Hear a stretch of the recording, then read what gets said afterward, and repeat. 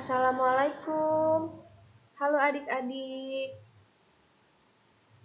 Bertemu lagi bersama dengan Kak Nida di pembelajaran IPA ya. Nah, pastikan saat kalian menonton video pembelajaran ini, kalian sudah menonton video pembelajaran sebelumnya ya di materi 1. Nah, di video pembelajaran sebelumnya kan kakak sudah membahas ya mengenai muatan listrik dan gaya listrik. Ada yang masih ingat apa itu muatan listrik dan gaya listrik?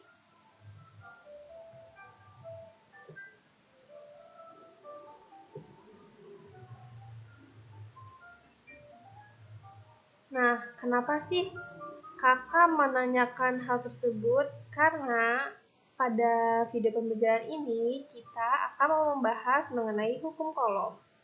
Nah, hukum Coulomb ini akan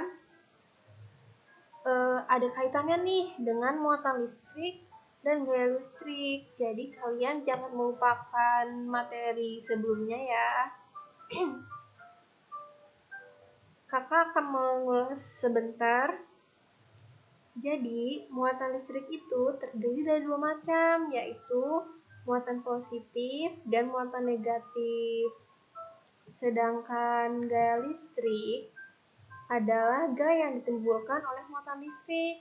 Nah, ada gaya tolak-menolak antara muatan positif atau dengan muatan negatif. Kemudian ada juga gaya tarik-menarik antara muatan positif dengan negatif atau negatif dengan positif gitu. Nah, tapi sekarang kita akan membahas mengenai hukum Coulomb nih.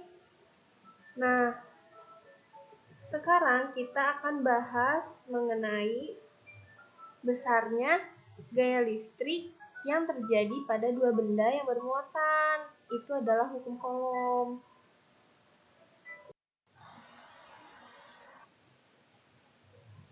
Jadi, hukum Coulomb ini didasari oleh penyelidikan seorang ahli fisika, yaitu C.A. Coulomb ya. Jadi, bunyinya besar gaya tarik-menarik atau gaya tolak-menolak antara 2 benda yang bermuatan listrik sebanding dengan besar muatan masing-masing benda dan berbanding terbalik dengan kuadrat jarak antara kedua benda itu. Nah, kalau dirumuskan menjadi seperti ini. F yaitu gaya sama dengan K dikali Q1 dikali Q2 dibagi dengan R kuadrat. F itu gaya, harus muatannya Newton. K itu adalah tetapan perbandingan.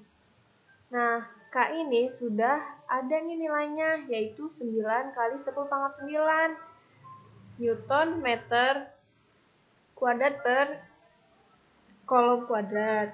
Nah, jadi kalau misalnya di soal nggak diketahui nih K-nya berapa, kalian harus ingat K itu pasti 9 kali 10 pangkat 9 gitu. Kemudian ada Q1 dan Q2. Nah, Q1 dan Q2 itu muatan listrik dari benda 1 dan benda 2. Dan satuannya harus Newton juga. Kemudian ada R nih. R nih apa? R adalah jarak antar muatan. Begitu, harus dalam meter. Kalau misalnya nggak dalam meter, harus diganti dulu. Begitu. Nah, sebelum kita ke latihan soal, kakak ingin kalian mengingat beberapa hal terlebih dahulu nih. Yang pertama ada simbol dan satuan rumus. Jadi, kalian selain harus mengingat rumus, kalian juga harus nih mengetahui yang sebelumnya sudah kakak sebutkan ya. Tadi F itu gaya, satuannya harus Newton gitu. K itu tetapan dan nilainya harus dihafal juga. Q itu muatan, R itu jarak, dan satuannya harus meter gitu. Kemudian yang kedua ada simbol mikro dan konversinya mikrokolom menjadi kolom. Jadi, simbol mikro ini dibaca dengan simbol yang ini nih, dibaca dengan mikro. Nah, konversi mikrokolom menjadi kolom ini bernilai 10 pangkat min 6. Jadi, contohnya nih, misalnya di soal diketahui muatan listrik suatu benda adalah 2 mikrokolom. Berarti sebenarnya nilai muatan listrik benda tersebut adalah 2 dikali 10 pangkat min 6. Jadi kalian nggak perlu bingung nih, kenapa di soal ada simbol yang kayak begitu, dan itu artinya apa. Jadi kalian harus ingat nih ya, simbol ini artinya mikro. Nah, mikro itu artinya bernilai 10 pangkat min 6 begitu. Kemudian nah, yang ketiga itu ada konversi nilai dari sentimeter ke meter. Nah, kalau kalian lupa alur tangga sentimeter ini, bisa dilihat di sini ya.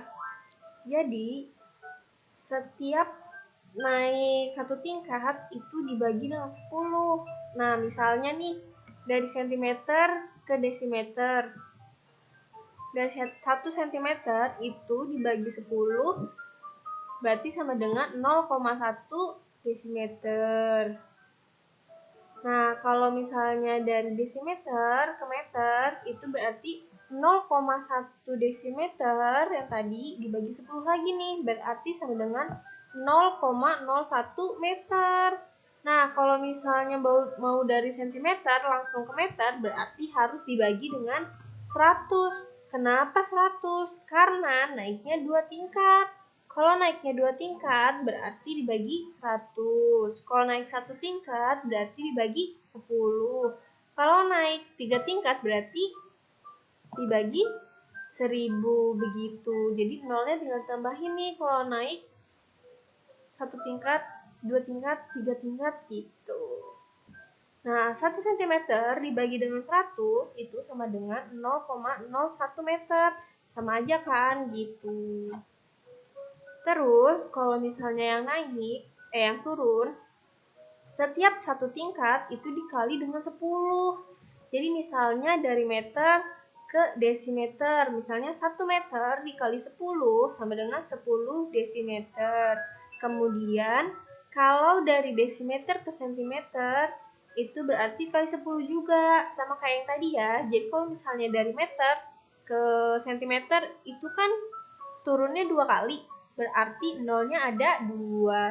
Jadi kalau nolnya ada 2 berarti 100. Jadi 1 meter dikali 100 sama dengan 100 cm gitu. Paham ya adik-adik? Kalau misalnya masih belum paham juga, kalian bisa ya mengulang video pembelajaran ini. Atau bisa langsung nanya ke kakak, oke? Kita lanjut ya.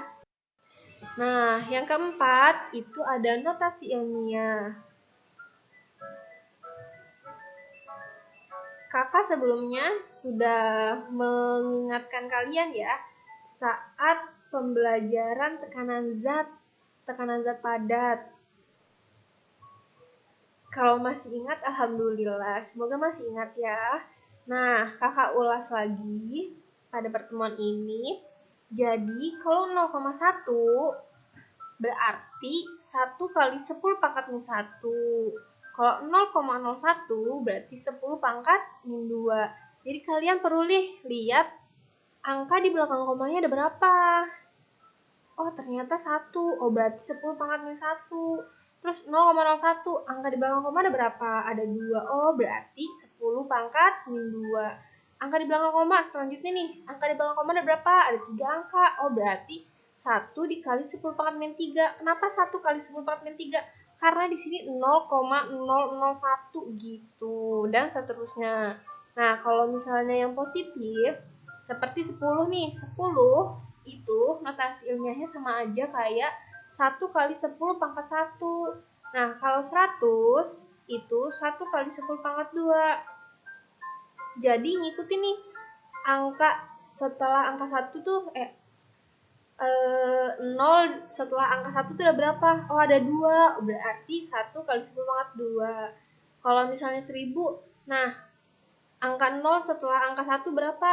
Ada 3 kan? Berarti 1 kali 10 pangkat 3, begitu, dan seterusnya. Kemudian, masih di notasi ilmiah nih ya. Nah, kalau misal tadi kan angkanya 1, 0,1, 0,001. Nah, kalau misalnya angka bukan 1 bisa nggak? Bisa ya. Jadi misalnya contohnya nih, ada 0,2. Nah, notasi ilmiahnya berarti, kan angkanya 2 nih, berarti 2 dikali dengan 10 pangkat min 1. Kenapa min 1? Karena di belakang koma ada 1 angka gitu. Nah, kalau misalnya yang selanjutnya nih, ada 0,25. 0,25 di belakang koma ada berapa angka? Ada 2, yaitu 2 dan 5. Berarti 25 dikali 10 pangkat min 2. Atau bisa kalian tulis juga nih. Jadi misalnya pengennya 10 pangkat min 1 nih Kak. Oh bisa. Gimana caranya? Caranya, jadi si komanya ini ada di belakang, harus ada satu angka di belakang koma. Jadi 2,5 kali 10 pangkat min 1, begitu. Kalau misalnya yang selanjutnya nih ada 0,125. Nah, di belakang koma kan ada 3 angka.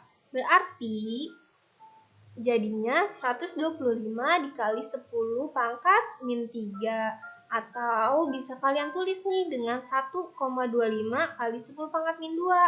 Atau bisa juga dengan 12,5 kali 10 pangkat min 1. Nah, kalau yang di belakang komanya ada 4, sama aja kayak tadi yang sudah kakak jelaskan ya. Tinggal kalian pahami lagi gitu.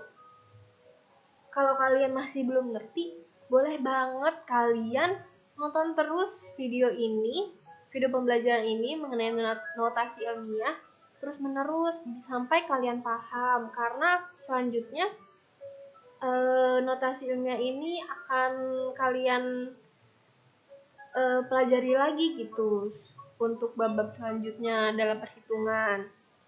Oke, kita lanjut lagi notasi ilmiah. Misalnya kalau misalnya pembagian nih, kakak ingatkan lagi, kalau misalnya pembagian yang ada di bawah tadinya positif, itu akan menjadi negatif.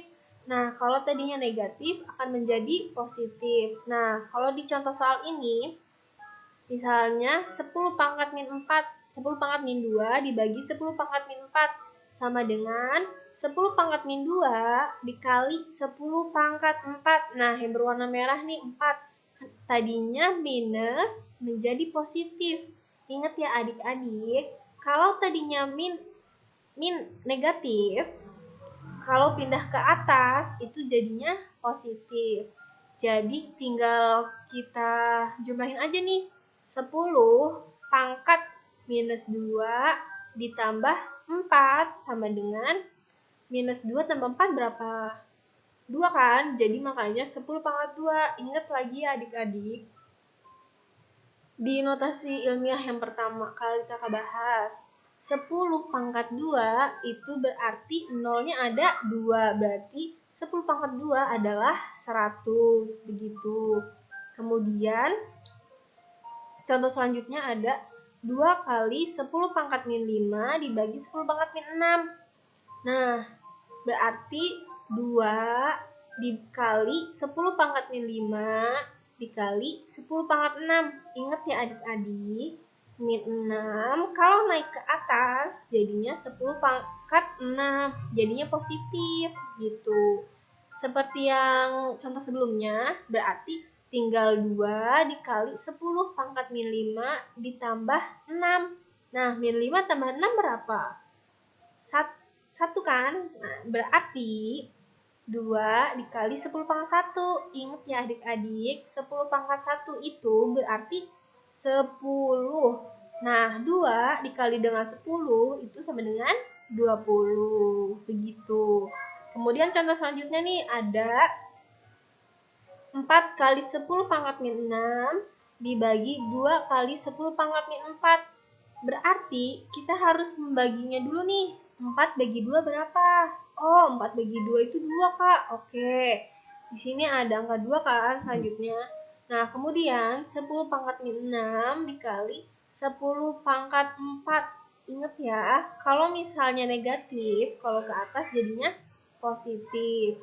Jadi, 10 pangkat min 6 ditambah 4 nih, sama dengan, oh ternyata min 6 tambah 4 sama dengan min 2. Berarti hasilnya itu jumlahnya 2 kali 10 pangkat min 2. Nah, ingat ya adik-adik, 10 pangkat min 2 itu sama dengan 0,01. Jadi, 2 dikali 0,01 sama dengan 0,02. Begitu adik-adik. Nah, yang perlu kalian ingat itu sebenarnya kalau misalnya dari bawah nih pembilangnya negatif, kalau naik ke atas menjadi penyebut itu jadinya positif. Kebalikannya lagi, kalau misalnya